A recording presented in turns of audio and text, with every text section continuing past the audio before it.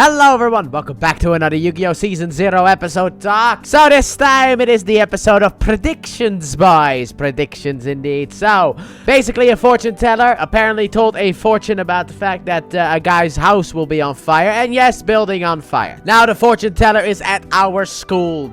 Dang it. And he has a lot of women with him because of the fact that, you know, he's told all the fortunes and they all love him, that kind of stuff, and respect him and all, you know how it goes. However, there's one woman in this school who absolutely does not believe in this kind of nonsense, and that is Toei. Doesn't believe in it, which obviously the teller takes note of. By the way, I'm gonna call him the teller, fortune teller, from this point forward. However, Joey and Tristan, they both do want to get their fortune told, so they head over to the fortune teller. However, he's a bit insulted to be called a fortune teller, then goes on a bit of a spiel about the fact that no, fortune tellers like the palm reading, and now it's I do prophecy stuff. That's what I do, okay? All that nonsensical stuff. I predict prophecies because my stuff actually comes through. Yeah, it does. This guy should be in jail, by the way. But then he sees Tristan married to a girl that he loves, which is like, well, I mean, that's kind of the easiest fortune to tell ever. Also, Tristan thinks that is Miho, but that's never stated to be Miho. It could be someone else's hoe. However, after that, an earthquake happens, and then he has a note in his jacket that states that there's going to be an earthquake, and he apparently wrote that note this morning, which is like, okay, yeah, I mean, that is some interesting proof as to why you are indeed a fortune teller. However, Toei still doesn't believe. However, she's not the only one. Well, she is technically. She's the only one of the girls that does not believe. Yugi also doesn't believe. He's not one of the girls, even though, well, an argument could be made,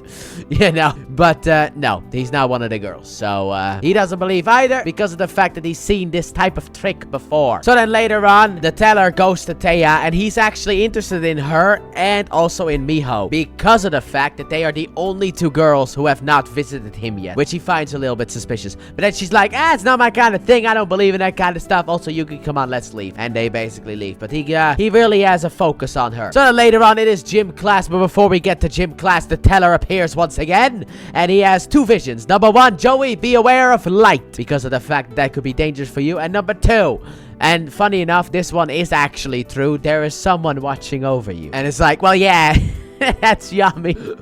But, yeah, there is someone watching over her. So then in judo class, Tristan beats Joey, simple, and then the light starts to dangle, so that bad boy is going to fall. Meanwhile, Toei at the female gym class thinks about what was being stated before, about who the mystery man could be, and she's now kind of interested. However, then two girls come in with the news of the fact that Joey was almost hit by a light, and it's like, wait, that's what the teller said. Maybe he's right. So now Toei is locked in, and she wants her fortune told. Yugi kind of protested this, but whatever. Also, it's because of the fact he loves her. But as she goes anyway, well, they both go. So they go to the teller, and he's like, I knew you would have come to me. And also, you will find your savior at 6 in the science room. However, at that point, Yugi then decides to be an idiot in that sense because of the fact that he's very, very, very jealous. And he's like, you're a fraud, okay? Because you could have written a bunch of different notes and stuck them in your jacket so that you would always have the right one no matter what happened. That kind of stuff. At which point the teller's like, but then he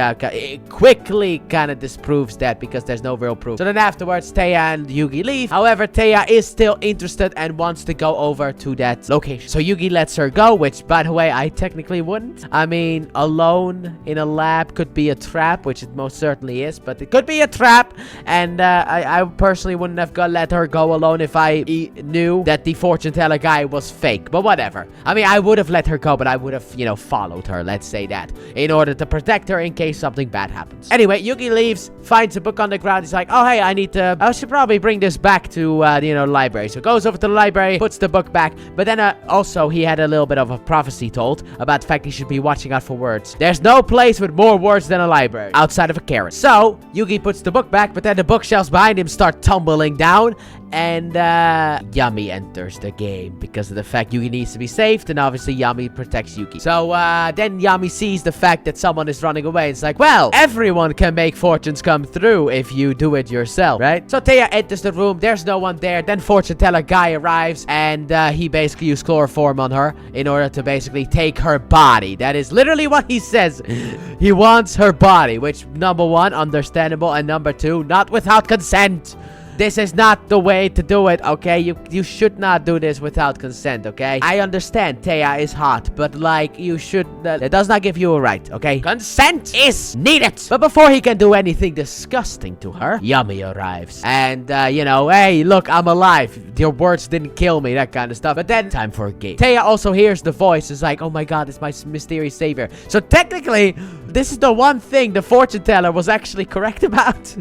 Which is kind of funny. Her savior would arrive at that room at 6, which he had no plans for at all. He did not want that to happen. He just wanted to get her alone so that he could have her body in that sense. So, he was right. I mean, hey, credit where credit is due. This prediction was true. But the game is going to be simple. We're gonna have a bottle game. By the way, Taya gets knocked out after she hears the voice. But anyway, we're gonna have a bottle game because the fact he used a bottle of chloroform. We're gonna have a bunch of bottles of chloroforms hanging from the ceiling. And they are connected with a string to the clock. And the long hand of the clock will basically every minute cut off one string. The objective is each takes turns catching the bottle. However, it is unknown which string connects to which bottle. Let's go. And by the way, who put up the strings then? Because if you did it, you know which string connects. But whatever, don't think about it too much. That'll take the fun out of something like this. It's just a Yummy no game. So let's begin. And Yummy catches the bottle. So does fortune teller. And then Yummy is next. And he runs for the bottle. But then the fortune teller trips him. And he's not gonna be able to make it. So then he takes off the Millennium Puzzle and throws it. And that catches the bottle. So I guess that counts too. So now there are 2 left. And also Yummy knows that he cheated. But anyway, time for the next one. And the bottle that the teller chooses is wrong. So he gets knocked out by chloroform. Afterwards, Yummy picks up Taya and walks away with her. She once again slightly wakes up. Not enough to see her mysterious savior's face, but enough in order to see that he has a bruise on his hand. Which is very important because then the next day, Tristan is upset because the fortune teller was wrong and he wants a life with Miho. However, she then cheers him up, so all's good there. But then Joey runs forward towards them. And afterwards, Yugi wants to go. But as Yugi goes, Taya looks at his hand and sees the bruise on his hand. It's like, wait, Yugi? So her mysterious savior was the wee little boy. And that's where we end the episode. And I can't wait for the next one, dude. But anyway, overall, I very much enjoyed this episode. The whole, you know, look, I enjoy it when they go a little bit darker with the storylines, okay? With the as long as nothing bad actually happens. With the fact that this fortune teller was about to R-word, or, you know, whatever you want to call it, Taya, I like that that's the kind of storyline gets told, but I also like the fact that obviously that she gets saved. If it actually was just the R thing, then I wouldn't have liked it, but the fact that she gets saved, it's important to show that that is a bad thing to do. So let me know what you guys thought about this episode in the comment section down below. With that being said, thank you all so very much for watching, and I hope you guys have enjoyed. And if you did, please like button, subscribe if you're new, if not already. Turn notifications, don't forget to check out the Let's Play channel link in the description and at the end of the video. And I'll see you guys next time for Bikini Taya time. Bye!